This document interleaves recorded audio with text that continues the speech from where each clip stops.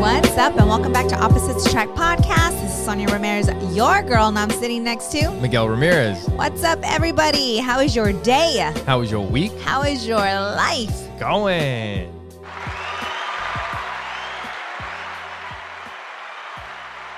So today, make sure you guys go to oppositesattractpodcast.com. When you guys go there, you'll be able to see our social media links. You can watch the podcast there. You can listen to it there. You can find ways to support the show. You can also contact us there. And we need to talk to our friend about the website, because I guess some people have trouble getting to it or something with certain phones, or I don't know. It's weird. But either way, get a hold of us on any of our social media. You can follow us at Opposite Pod on all of it, or you can just search Opposites Attract Podcast. Yes, what he said. What are you laughing at? You. I'm laughing at you. See, you finally cut your hair, buddy. Holy crap. It took forever. Like It trying to looked fine, find though. I mean, it didn't look. It was long as shit, but it was hard finding time to cut it. There's so much crap going on all the time. Not crap, it's good stuff, but it's just busy. Yes. Well, when you add sitting in the sauna and cold plunging, that also takes time. Yeah.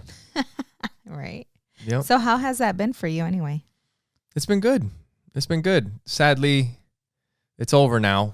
At least the sauna part, because I was using your guest pass for the gym. Mm-hmm. And I went, I think there was one day that I didn't go, but I went 6 days out of the 7. Mm-hmm.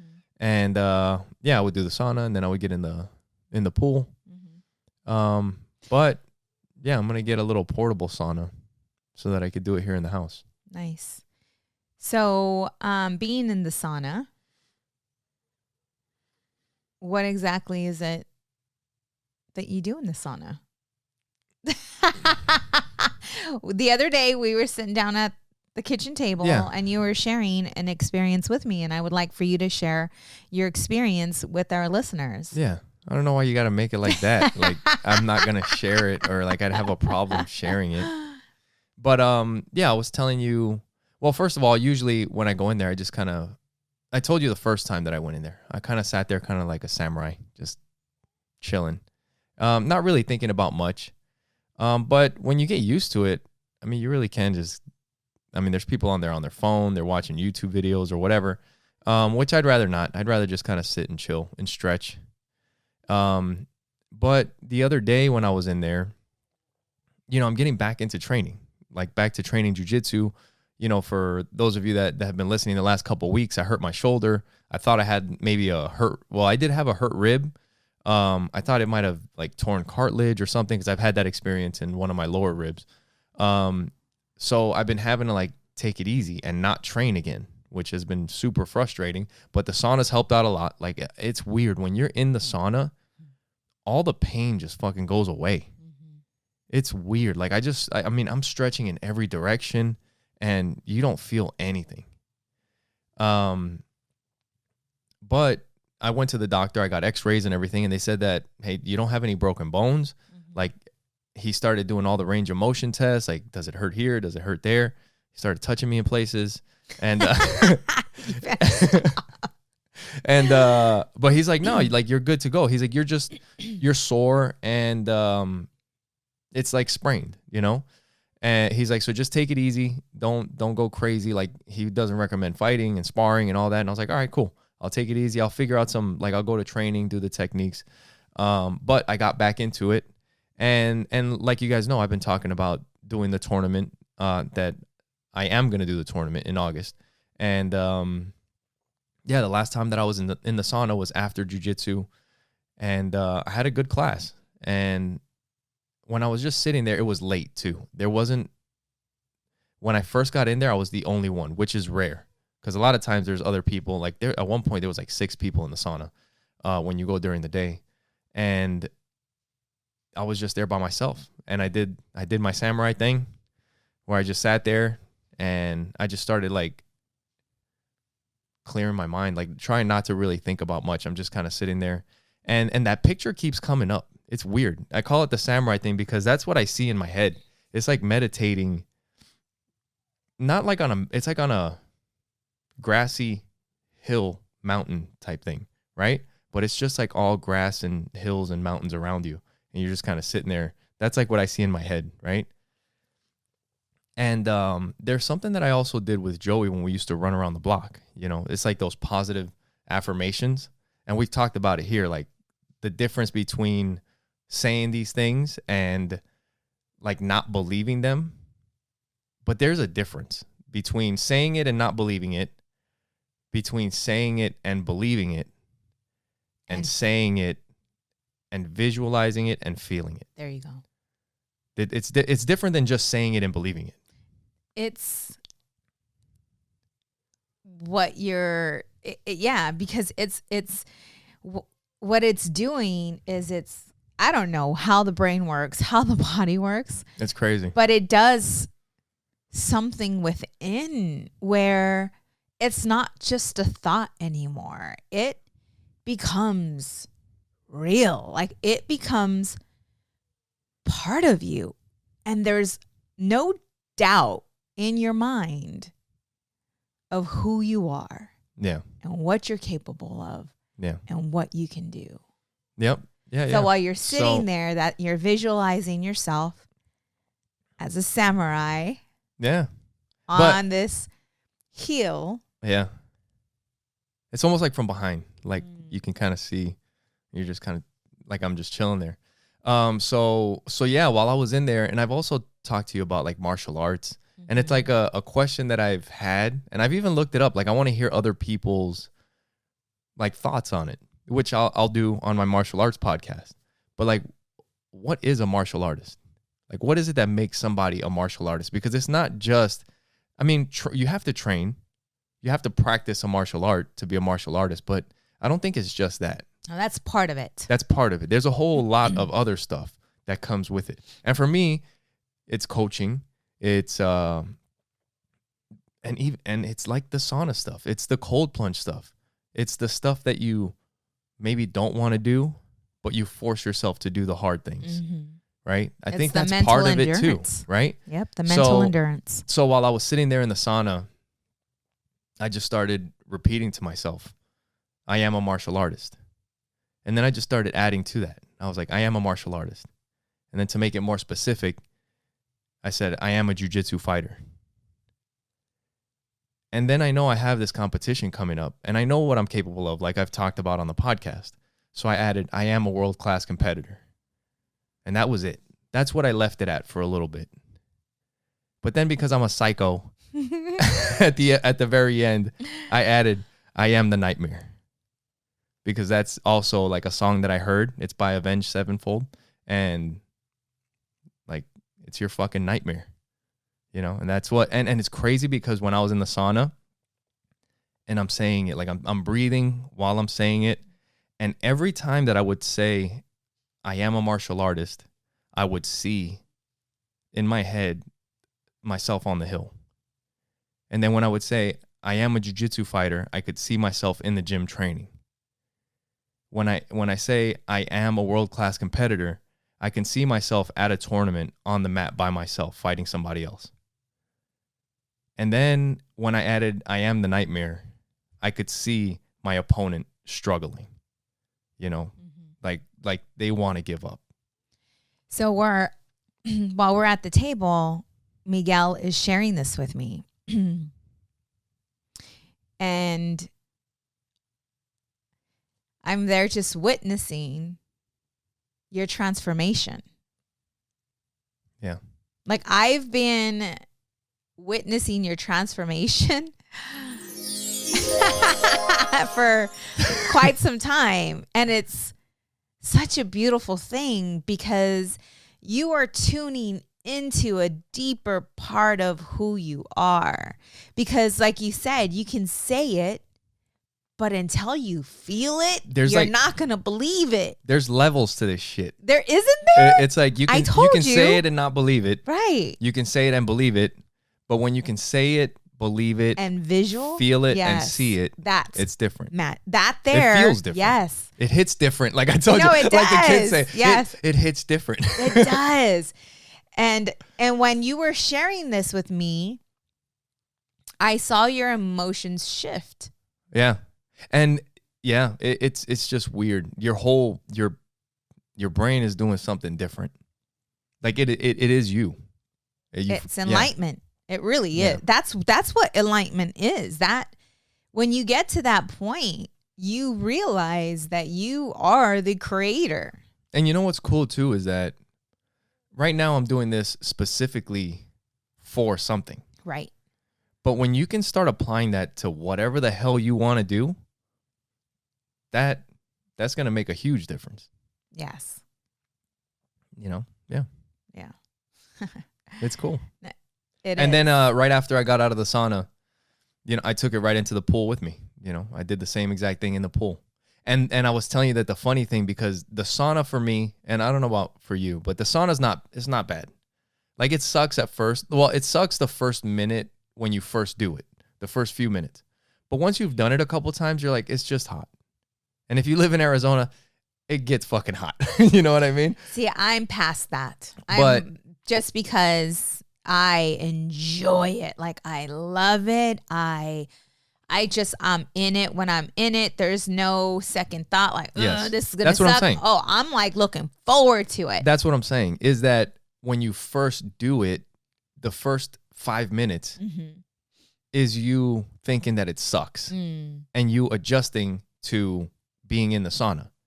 But then the second day that you do it, it maybe takes 2 minutes and then you're in it. But then once you've done it for a few days back to back, you just go in the sauna. Right. And you hang out and you do your thing. You think about your stuff, you meditate, whatever. The pool is not like that for me. Is the pool like that for you?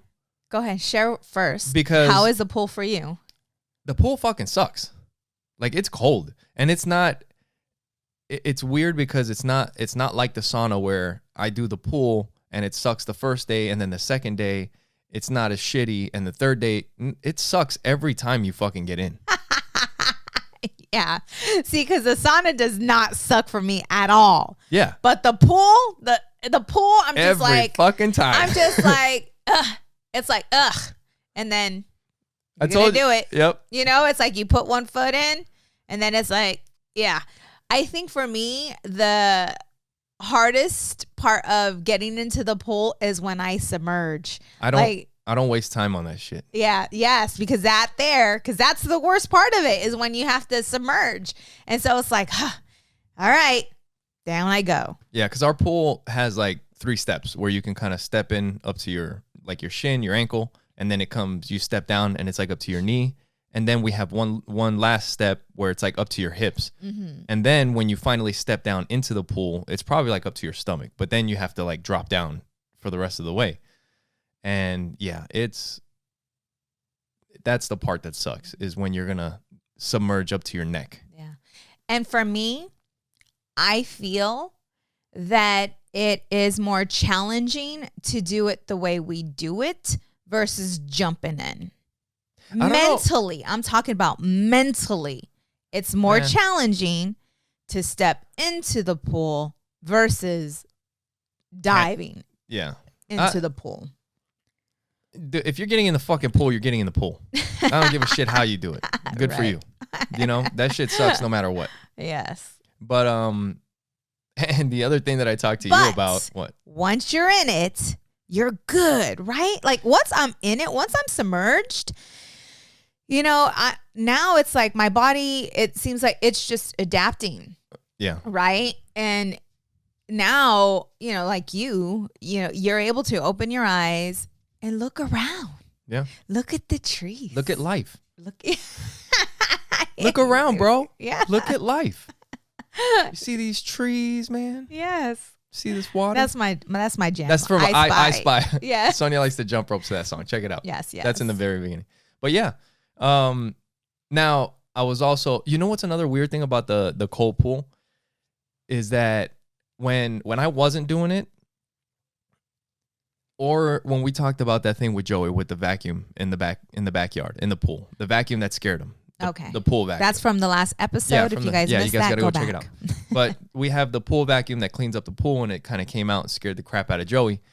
And that night, I went to go show him that it was just the vacuum. Mm-hmm. And I'm sticking my hands inside the pool to pull the vacuum over to us. And that water is fucking freezing. And my hands are completely numb. You know what I mean? Yes. And it's just my hands in the water. Right. We also went and bought a thermometer so that we could see how cold the water is. And I had to like tie it to the side of the pool, but that's inside the pool. And when I was tying it, like my hands go completely numb and it freaking hurts. But it's weird that it's not the same feeling as when you completely get in the pool. Like you don't get that. And I mean, your body goes kind of numb a little bit, but not really. Not like that. Yes. It's weird.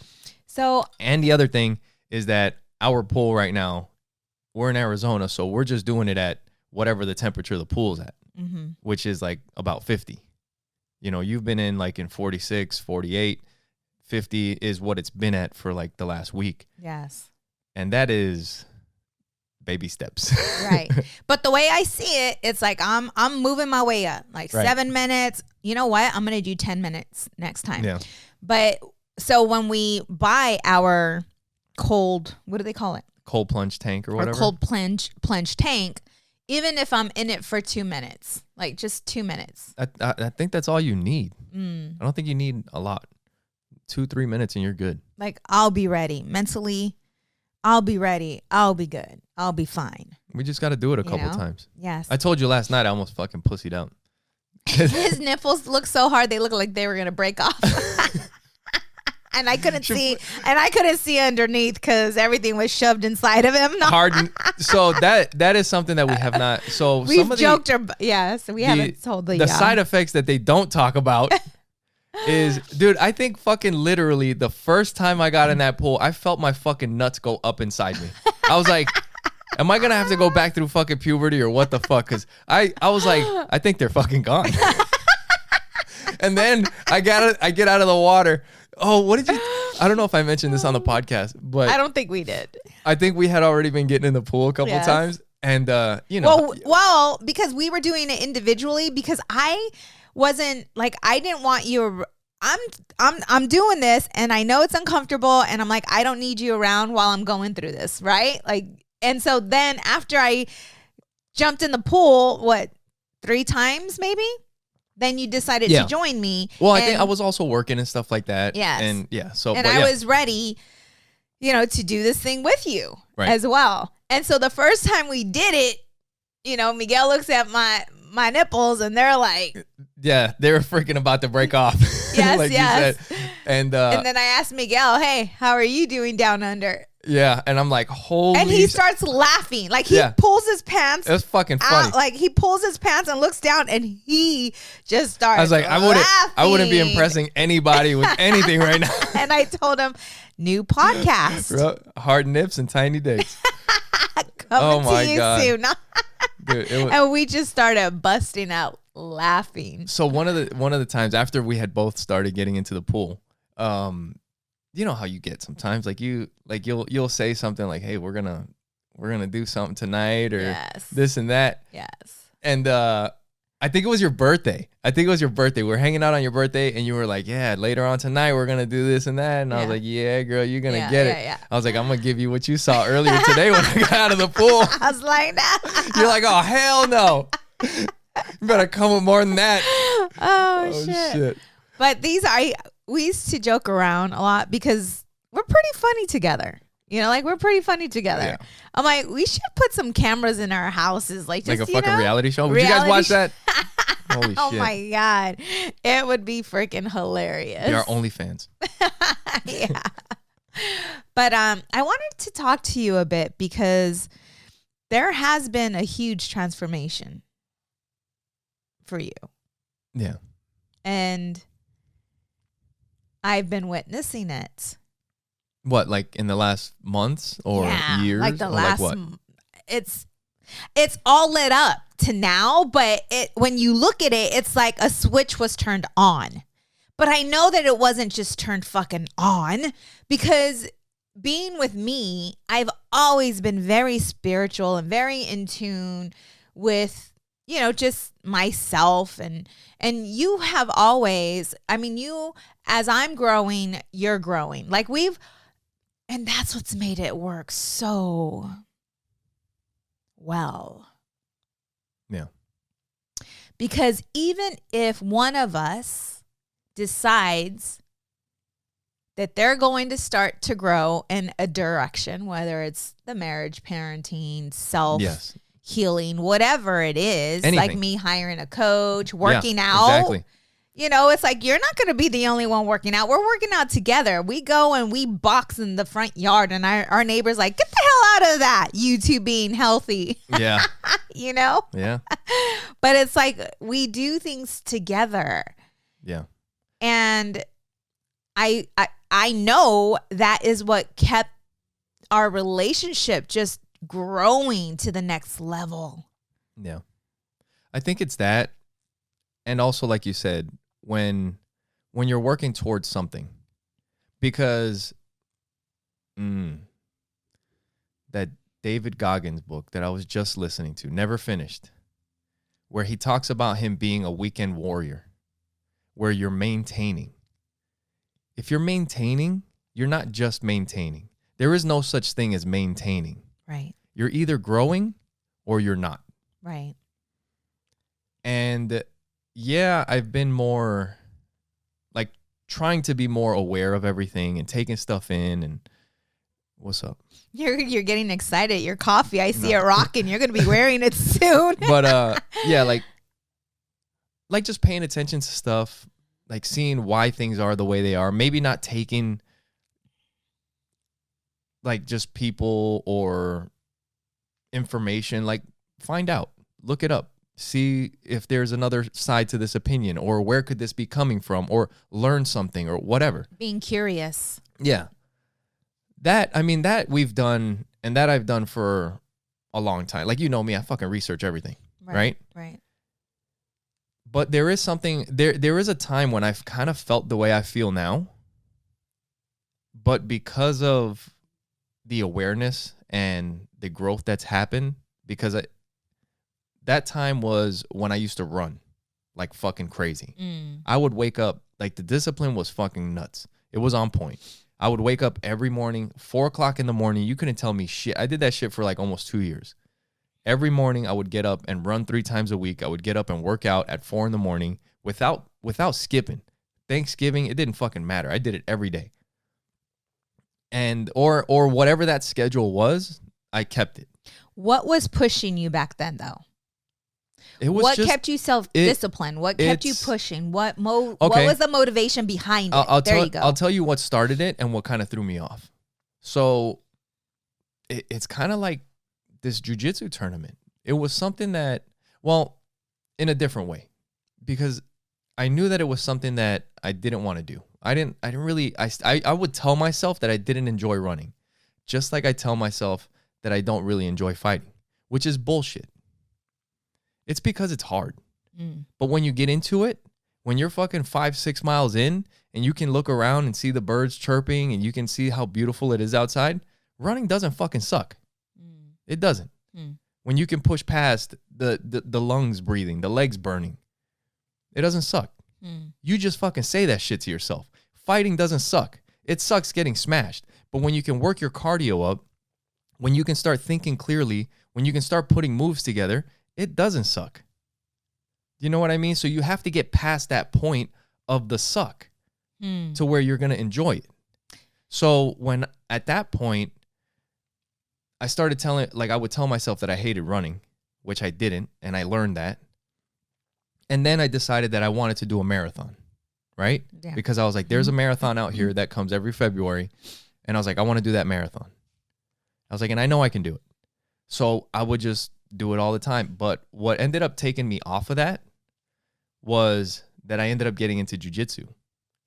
And when I got into jiu-jitsu, I was like, I don't know if all this running is going to be good for, like, I can't do all the running and go to jiu-jitsu classes at the same time. Gotcha. So I kind of put that off to the side. But then what happened was jiu-jitsu replaced it, but it didn't replace it with a goal. It just, now I'm just going to jiu-jitsu class. You know what I mean? Where before I had a goal of running a marathon. Got it. Okay, so that was your motivation. Okay.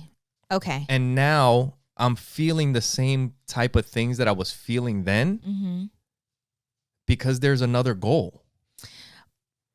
But I thought, and correct me if I'm wrong, I thought that the running came about because someone at work made a compliment about your weight, or not a compliment, but said something or touched your, Grab my love handle. Your love handles, and then you looked in the mirror and you said, "You fat fuck." I thought that was your motivation. Well, his motivation is always the opposite of my motivation. It's always like a negative that gets you motivated to change. Which is something that we'll talk about here in a little bit, because we want to talk about kids, because that was something that happened to me too when I was a kid. But yeah, that was it. And this is the thing, is that it wasn't like that person wasn't telling me something that I didn't fucking know. Right. I already knew I was a fat fuck. That's the way, like, you walk past the mirror with my fucking shirt off and my boxers, you're like, damn, look at what you fucking done. You really let yourself go, didn't you? You know, like, and I told you, like, when we met, I was already heavier. But for the majority of my life, I haven't been like that. I didn't get him like that. He was like that when we met. That's what I said. Okay, just clearing it and saying it again. No. And I don't know. There's a lot of people that take it in a bad way or whatever. I mean, however you want. I'm sorry if you take it in a bad way, but the truth is that it's unhealthy. Yeah, I was going to say sometimes the truth hurts. Yeah, the truth is that it's unhealthy, and you're cutting your life shorter. And yeah. So there's that. So that's what pushed you to get started, to start getting healthy, to get started. Yes. Yes. And then you went from that to jiu-jitsu. Well, then I started getting in shape and I started running. And then I set the goal to run this marathon. And then that changed because I really liked jiu-jitsu. The kids were doing jiu-jitsu. And I was like, if the kids are doing jiu-jitsu, I want to get into it. But I can't do it if I'm going to be doing this marathon. So I'm going to put that, like the marathon is not as important to me as it is to do jiu-jitsu with the kids. Right. So I put that to the side, but it didn't really replace it with a goal. And this is the thing. And now I'm feeling the same kind of things that I was feeling back then, but it's different because I'm also more aware. Like, I think about a lot of things differently today because that was like 5 years ago. Right. You know, but the motivation is the same. Oh, the question.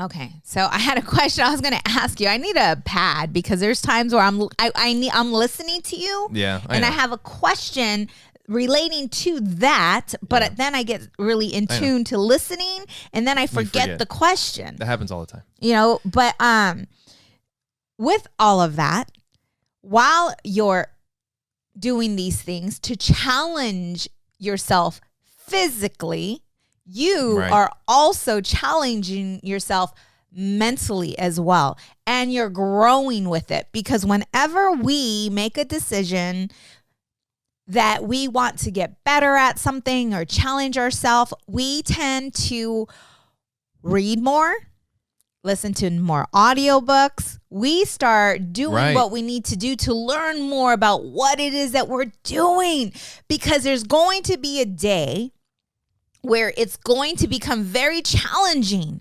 But if you know the benefits of what it is that you are doing, it's going to keep you on track. Right? Like if it's feeding you, it's feeding your soul, your whatever. It's just, and that's what helps you really to stay focused on what it is that you're doing. Yeah, that's so true. Because if you think about, or for myself, at that time when I was running all the time, that's when I was listening to the first David Goggins book. And when I was listening to the Jocko books, when I was an inspector and I was listening to leadership books, because I was fucking high performing at that time. Dude, and he was running. Like, I'm not talking about just the physical, like you said. Right. No, the work, all of it. Everything. Yes. And then when I replaced it with jiu-jitsu that didn't really have a goal, it switched from a goal-oriented mindset to just maintaining.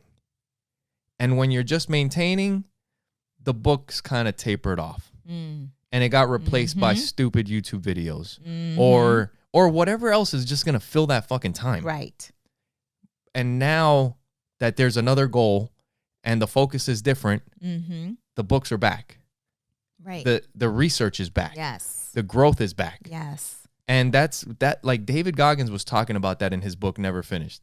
And he says that after he had accomplished all these things, the ultra marathons of 100-mile marathons in a day, in 2 days. I mean, crazy stuff. He noticed that he had so much success. We've talked about the cookie jar, how his cookie jar was so full that you almost... The cookie jar is all the obstacles and challenges that he's been able to overcome. Yeah, it's your accomplishment. Where he's, yes. It's the things that you can lean on. Yes. That you know you've done when the Yes. times are tough and you're like, I've been here before. Let's fucking go. Yes. Right? Yes. And it's another thing a boxer or a fighter said, that it's hard to train for a fight or something like that when you wake up in silk sheets. It's when you're the heavyweight champion and you have the belt. Yes. And now you're sleeping in a mansion with silk sheets. Where's the drive? Where's the, like, it's harder to do that. Right. And what he was saying is that, I mean, for him, he's pretty aggressive about his stuff. But being a savage is not, it's not something that goes away. It's you're either, you can't maintain.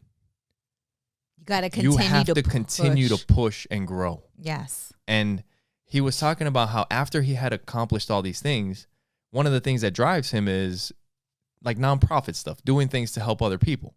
And he said that somebody called him up to do this race to benefit disabled athletes. And the money that they raise helps them get training so that they can do the sports that they love to do and this and that. It's a great cause. But he said that as a savage, he knew that when he gets an email like that, it's almost like not even a thought. It's like, when, where, I'll be there. Yes. This podcast can be probably too. But what he felt after going through all these experiences, he's already a Navy SEAL, accomplished ultramarathon athlete. At that point in his life, he had so many accomplishments. He was maintaining. He could outrun just about anybody still. He was doing enough just to kind of keep himself in shape, be an athlete. But he did not want to do those fucking ultramarathons anymore. So when he got that email, it's a good cause. And he was like, I don't. And then he kind of, he learned it in that moment. After the first book, he learned that. And there's no maintaining. You have to push.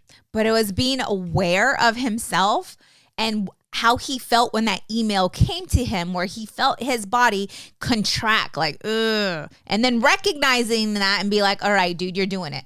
Because you don't want to do it, you're doing it. And then he said that he was showing up to the marathon and like his body was like beat up from all the training. And it had been so long since he had done an ultra marathon like that. It was a 100-mile race in like a day or some fucking crazy shit. And like his body was beat up before the start of the race. And I think his wife or his girlfriend or whatever, like before the race, they were kind of thinking like maybe you shouldn't do this. And then he had to like go back and he's like, there's never been an ultra marathon that he's ran where he felt amazing in the beginning. That's true. Because you're training all the way up to it. Right. So you and I were talking about on this same topic when we were at that kitchen table and you were sharing with me where you were mentally. Moment? Yes. And I got to witness you just connecting to your higher self. And we started talking about doing and being, because you and I both were doers. Yeah. Yeah. Right? Do like me. I was just chasing the dollar, doing, right? So scared of being broke. I wasn't. And so you're doing the things that you know you're supposed to do. Right. Without feeling it. It's like, I just know I got to go. So while you guys are listening to this podcast, you're going to have to go back and listen to it again.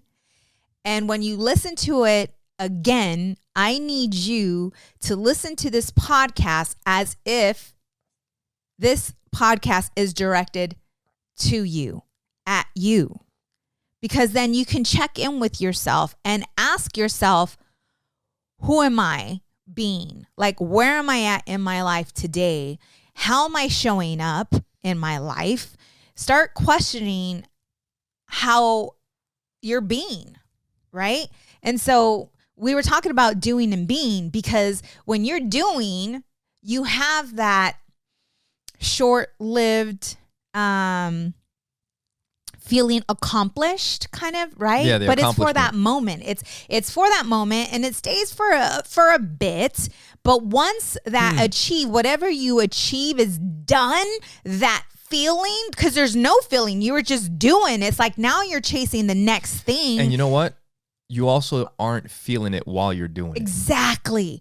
And that's what makes a huge difference.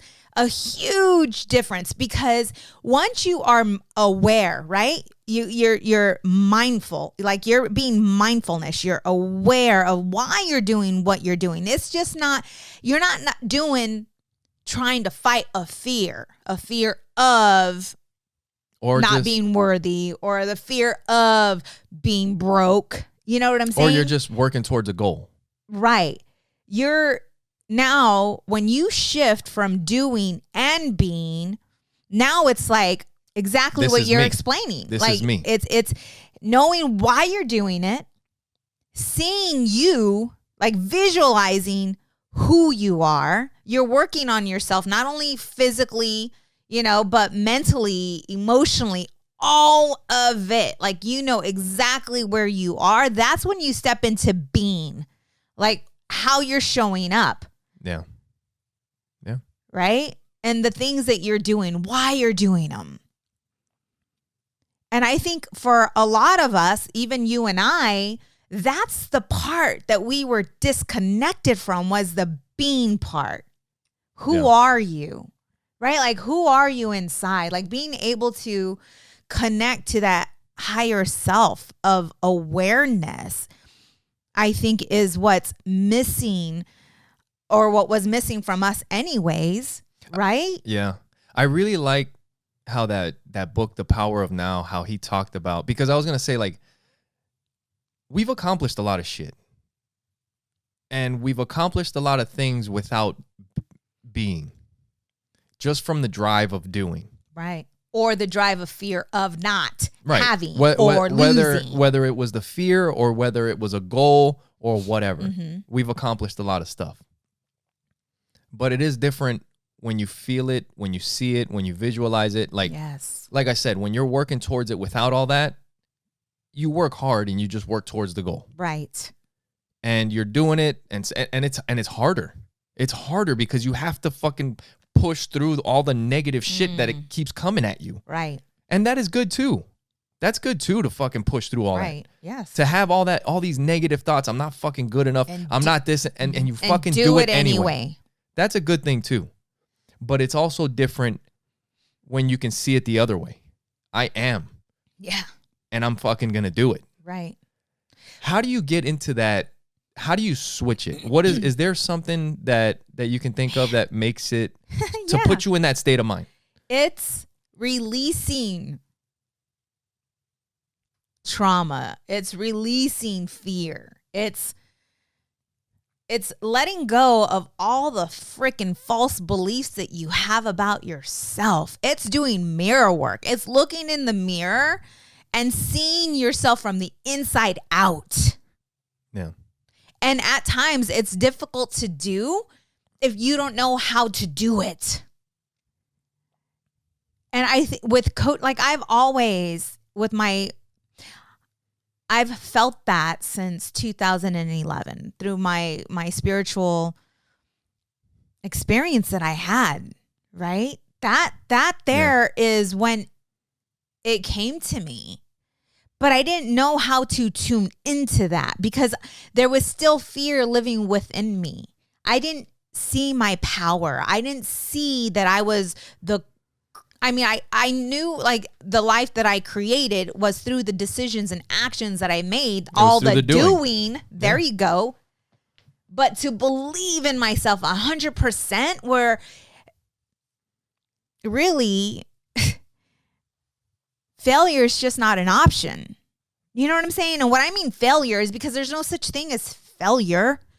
You know, there's always a lesson and growing within what it is that you're doing. Yeah.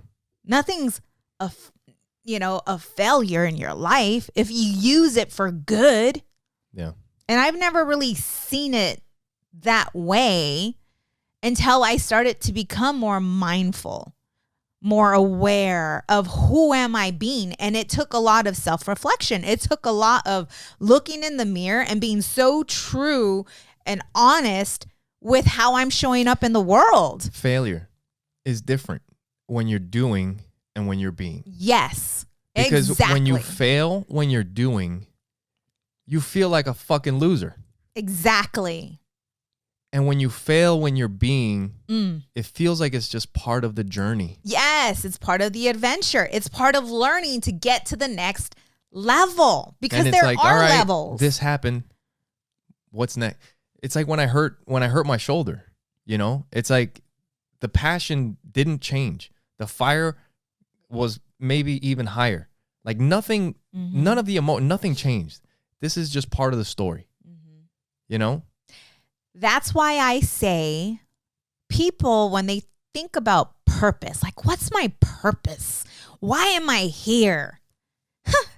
Our purpose as humans is to find out who you really are. Who are you? What drives you? Yeah. Who are you?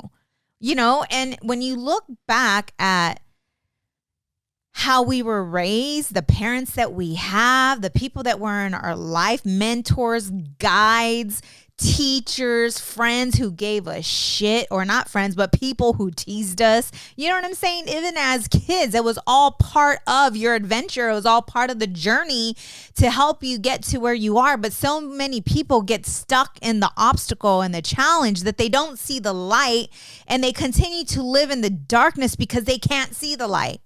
Yeah. Because they stay in a victim mentality. Yeah. Because they don't, you know, a lot of times when you're in this darkness, you want to be around people that are dark. You understand? Because the Misery people loves that are company. in light, yes, the people that have the light are a reminder of what the fuck you're not doing. Yeah. Right? Yeah. You were that for me. I was a fucking cloud on your parade, or what the fuck? No, you were the light when I was in the darkness at times. Yeah. What I mean at by that time when I was running and all that? Yes. Yeah, you used to drive. Yes. You used to tell me I was crazy. Like, what the fuck's wrong with you? Right? Because my self-discipline wasn't where yours is. At that time, it wasn't there. So you were a reminder every fucking morning at 4 o'clock in the morning. I was not doing, right? Yeah. You were that person. And so there was a time where I remember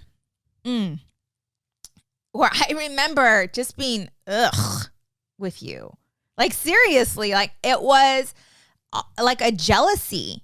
It was I told you this. Like, it was a jealousy. It was like an envy, not the good envy, but a bad envy, because you were fucking showing me who I was not at that time. Yeah. And I remember, because my spiritual self, you know, at that time, you know, I was pretty religious, but I was aware. I've always been pretty aware, but on a lower level.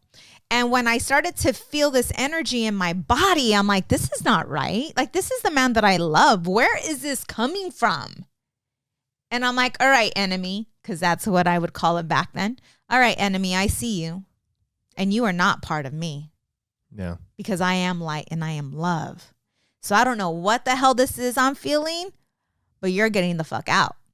Yeah, and I remember for reals, like, I remember opening up the windows in our bedroom door. I went, got some virgin olive oil, and I do that still. I still cleanse. I still do that because that's just part of me. Like, I believe that it helps me. Right. Yeah. And when I felt this negative energy within me, I had to cast this negative energy out. Yeah. And I went and I started blessing our room and started, you know, talking to God and releasing that negative energy that I was feeling within. And when I started, and it was a deep prayer, like I was in it. It was a deep meditation. It was a deep prayer with me and God and the enemy that was living within me. and I cast that shit out. Opened up all the windows and I casted it out. And I was aggressive while I was casting it out. Good. Get the fuck out of my house. No, for reals. Yeah. And I felt I felt the energy released. I felt it. Yeah. And I remember calling you into the room and apologizing to you. And it's so funny because a lot of times you didn't know what I was going through, because even though I was going through this, I was showing you something different. You understand? Yeah. The only person that knew what I was going through was me. That was where my heart was sitting. And I knew that was not me. So then I had to look within and find out, why am I feeling this way? And I know we are all mirrors of each other. Yeah. We are all mirrors of each other, right? Like, you're no different than I, right? I've been learning. I've been on this adventure, this journey longer than you. That's all it is. Yeah. And so when I did that, yeah, it was gone. It was gone, and I recognized it, and I knew exactly what it was. So it's like, get your shit together. Yeah. Right? Get your shit together. It's good. So you helped me to see me. You're welcome. And I am doing the same for you now. You are. Do you see? You did. I mean, because you kick-started my ass into gear. You know, because like we've talked about it in previous episodes, but it's hard for one. Well, I guess people do it, but at least for us and our personalities, it's hard for one of us to be on a roll and focused and doing stuff. It's not going to be long until the other one gets their ass in gear. But it feels, like I said, with the being part and with the knowing that this is part of, it's just part of us. It feels, it hits different this time. But that is with us, because we have constantly worked on us, right? And that's what I'm saying. It wasn't always this way. 5 years in our relationship, we were struggling. There was some infidelity that happened that just came to light a couple of years ago, right? Yeah. Where you and I were honest. We were cleaning our shit out, or not even a couple of years ago. Holy shit. Like a few months ago, it's when I hired my coach. Yeah. Right. But, so we've lived those rough patches. The thing of it is that some couples stay with the way I was feeling with you, that envy, that jealousy, watching you work out, watching you get better. A lot of times they allow that to interfere in their relationship. You'll see one husband is working out all this, or the wife is working. One of them is growing, and the other one is sitting in her darkness and her ugliness, he or she, whatever. And they cannot get past that because their pride and ego will not let them get past it. You know what I think also does it? And it causes division. You know what I think also does it? We talked about it last week, I think, with other things. It's the fear. You know what it is right now, and you've been living it. If that's what your life has been, like, you're used to this. But knowing that if I put everything out there, I don't know what the fuck my life is going to look like after this.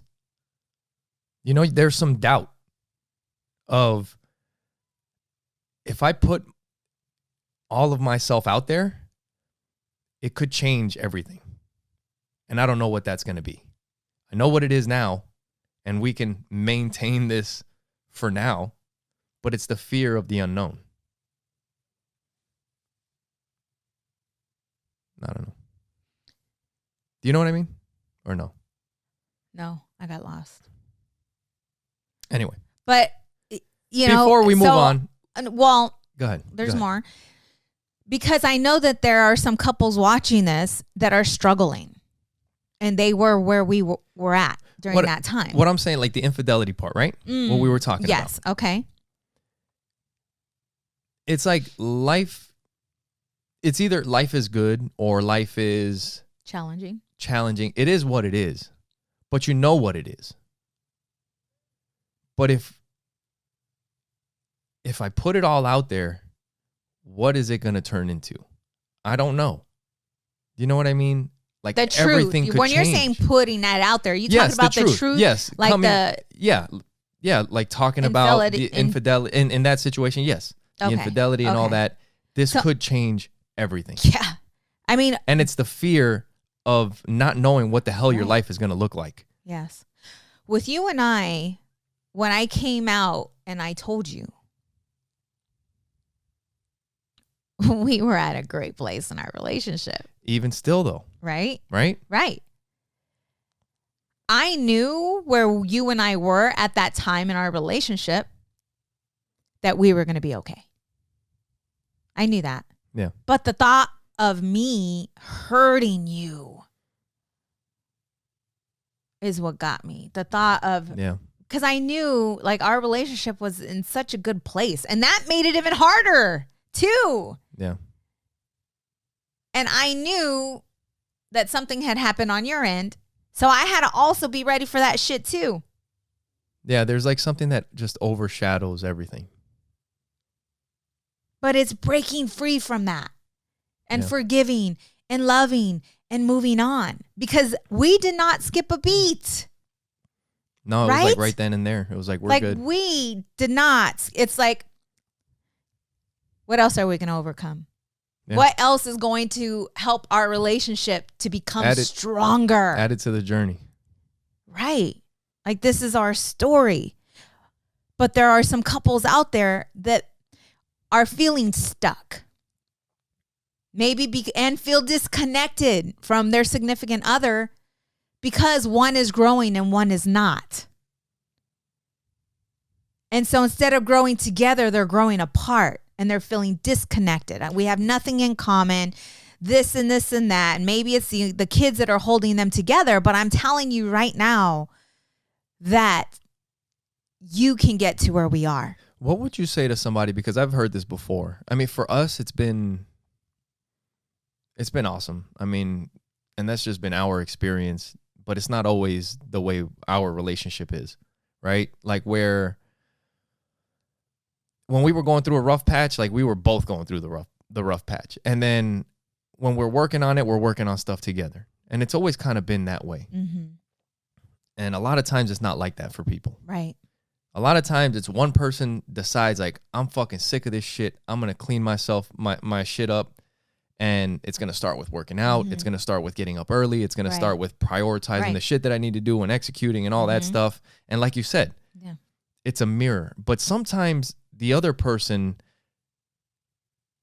just the way they look at life or the experiences that they've had, the things that they've been through as a kid, the traumas that they've dealt with, will kind of like whenever you see that other person, it just fucking bothers you seeing them doing that shit. And you'll say something that it hurts the other person. Mm-hmm. Like when the other person is trying to do something, it's like, oh, so you think this and that. Mm-hmm. Well, you make a comment like that. Didn't I make you feel like that at times? Come on, think about that. When you were working out a lot, and I'd be like, you're going out for a run again? Like I would. Yeah. But I don't know. Deep inside, I always knew that this is good. Yeah. So I never really let it bother me. Never. Right. Did you ever feel like whatever you said bothered me? A little bit. And it had to do with your weight because. No, well. It had to do with your weight. It would bother me because for some reason you wanted me to be heavy. And that was a journey. I'm not talking about. We had to go through, right? Yeah. That was a challenge we had to go through. It bothered me because you would say these things, but it was never like it took away my motivation. Right. It is what I'm saying. Right. Because for some people, it's like, I'm doing this, I'm doing that. And some people like to, and you would never make those sly comments. No. You know what I mean? And people go through that shit. You know what I'm saying? Yeah. That's different. How does somebody that is trying to fix the shit that they have going on in their life, and you have a partner that is like just shitting all over them, whenever whenever they see that you're making a little fucking progress, Yes. it fucking bothers them because like you said, it's a mirror Yes. of the shit that they're not doing, or it's because of the trauma and all this shit. There's no communication in this relationship though. Because if the person that makes a decision that they want to change, whatever outcome it may be, were to sit down with their loved one and say, listen, I know we've been on this path of constantly being in debt or being unhealthy, whatever it is, right? Having that loving, caring, let's get after it together conversation. Involve them, get them involved, get their buy-in, make it a team effort. Because most of the time, that's not the way it is. It's, I'm going to the gym. You can fucking stay home and eat your bonbons, handle the kids. I'm going to go work out. Instead of saying, hey, baby, you know what? Just thinking, we're getting older and I want to be around for our kids and our grandkids. So I was thinking, hey, maybe we can join the gym and I think down the street. Another good thing what do you feel? Like, get them, ask questions, get them to buy into it. Yeah. I think that, that's true. And I think another good thing would be, I mean, if you're with somebody, there had to have been good times at some point. Well, yeah. And you can lean on the good times, even though maybe life has been shit for the last few years or whatever the hell's going on. You've had good times. Right. You guys have had times where you're together. You feel that connection between each other. I mean, I can't imagine. Like, you guys had to have moments where you felt like you could have taken on the fucking world together. Turning back the hands of time. And be like, look, I know it's been hard. And just being honest and relating back to the old times and be like, it's the leadership part. Let's do this together. I understand it might be hard, like whatever, but we can help each other. Yep. And get their buy-in. How do you feel? What are you thinking? Yeah. Right? That's why. And not fucking hammering them if they slip up. Right. Nope. Being there to just, hey. It's all right. Yep. It's okay. Tomorrow's a new day. Yeah. Whatever it may be. Or it's like, hey, I'll watch the kids tonight so that you can go get your workout. And then you can watch the kids tomorrow so that you can, it's working. It's that team effort. Yeah. But it all starts with communicating, learning how to communicate. Because most couples, we didn't know how to communicate at the beginning. Holy shit. Yeah. Right? We did not know how to communicate. It was that time of getting to learn about each other's ways. And even then, like, we were at it at times.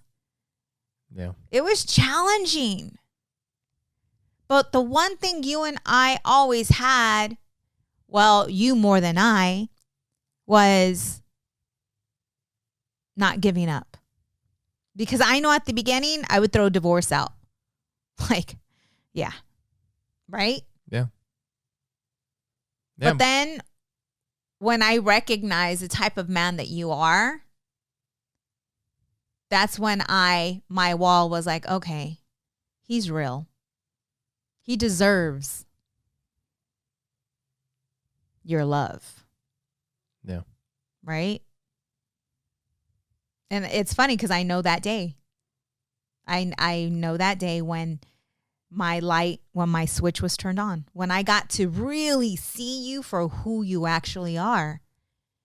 And that's when my sister had passed and you were 24, I was 31 at the time, and we heard the situation that they were going through, and you were like, let's go fucking get them right now. And that's the day I saw you for who you are. But you did. But even still, you had to fucking work through. Yeah, my ego, my pride, my shit. Because the divorce stuff still came up after. Mm-hmm. But it still took, like, just working that shit out. Yeah. Yeah. Yep. And that's what it's about. Yeah. There was, I was talking about a little while ago. Do you want to do the advertisements right now? No, I was fucking ready to do that 30 minutes ago. I was like, fuck it. I guess we'll do it at the end. I'm like, it's an hour. We need to cut this off and make another one. Right? I know. There was a thing in that book where we were talking about getting from the point of just doing things and being the thing while you're doing it, right? Yeah, just being. Yeah. Not the thing, just being. Yes. Yeah. And in the book, The Power of Now, when you're doing, you're thinking about all this stuff, everything. Doing this, you're thinking about, I got to do this, I got to do that, I'm going to fail, I'm going to do this, I'm going to do that, that may not work out, this may not work out, I got to go. And, you know, like for my personality, it's just, yeah, I might fail or whatever, just keep fucking pushing. And then when you fail, you feel like a loser and all that, like we talked about. But helping to get to that state where you can visualize and feel it and be it. Mm-hmm. Yeah, part of it is that only comes after your mind is completely clear. It doesn't come immediately after you're thinking about all kinds of shit. Your mind has to go completely blank. Yes. And then you see these things. Mm-hmm. Then you feel and you can emotionally attach to these things. And that's when the transformation starts to happen. Yeah. And that's that's what I've seen in you. And one thing that the book, The Power of Now, that he mentions, like how you can get that feel, like the easiest way to get that feeling is to go out at night in silence and just look at the stars. And at first, just start thinking about what you're looking at. Look at space. Look at the stars out there. The stars that you're seeing may not even be, they might be burnt out years ago. You're seeing the light that's traveling to you. Mm-hmm. You're floating in fucking nothingness on this planet. Just take in the fucking vastness of it all, and little by little, your thoughts are going to go away because you're just going to be taking it all in. You won't even be thinking about anything. Mm-hmm. Same thing is like if you go out in nature, go for a hike, go in the woods and look at everything. Look at the little animals, look at the trees, look at how the wind hits the leaves, and you're going to see it and you're going to think about it. And eventually your mind's going to just go blank. Mm-hmm. And you'll just be taking it all in. Mm-hmm. And then the thoughts that you have after that, it's the feeling. Yeah, the thoughts and the feelings, that's when it's more of a being than just like, I'm thinking about this stuff. Right. Because it's very hard. It's very beautiful. This is what I mean, spirituality. Like this is where the spirituality, this is where it comes into place, because it's not, it's, you're confused. Like, is this a thought? No. It's the lack of thought. It's the lack of thought. It's the feeling. That's what it is. It's the feeling, the gratitude, the unconditional love, the peace that you're feeling within. And when you start to connect to that inner peace and that unconditional love and joy and gratitude, your life will change. Yeah. Because when you're peaceful on the inside, everything becomes peaceful on the outside. Yep. And with that, make sure you guys go to oppositeattract.podcast.com. Might as well do the fucking ads at the very end of the show. Leave us a review, a comment. Leave us reviews on iTunes, 5 stars. Leave us a comment. Let us know, tell us what you like best about the podcast on iTunes, because that helps the podcast grow. On YouTube, subscribe to our YouTube channel if you haven't already. Leave us a comment, thumbs up. Click the bell. Hit the notification bell, ding, ding, all that stuff. I'll do my own sound effects on here. On Facebook, follow our group. Yes. Send us questions. Like, what we talk about, the feeling, and like what we were saying about being with somebody that may not be on the same page. Right. Or if you have people in your life around you that don't think this way and you need more of that shit, join the Facebook group. Give us your name and email. We'll end up sending out emails and we'll get better at all that stuff. But if this is what you want more of in your life, fucking find it. Get around it. Send us questions on Facebook. If you send us we may not post a lot, but if you send us a question or a comment or whatever in the Facebook group, we'll answer it. Definitely. You know? So if that's what you need more of in your life, find a way to get around it. And go to our website, do all that stuff. We definitely appreciate it. Yes. So with that, we love you guys. Thank you for your support, all your love, and thank you for watching Opposites Attract podcast. Where we get better together. Bye.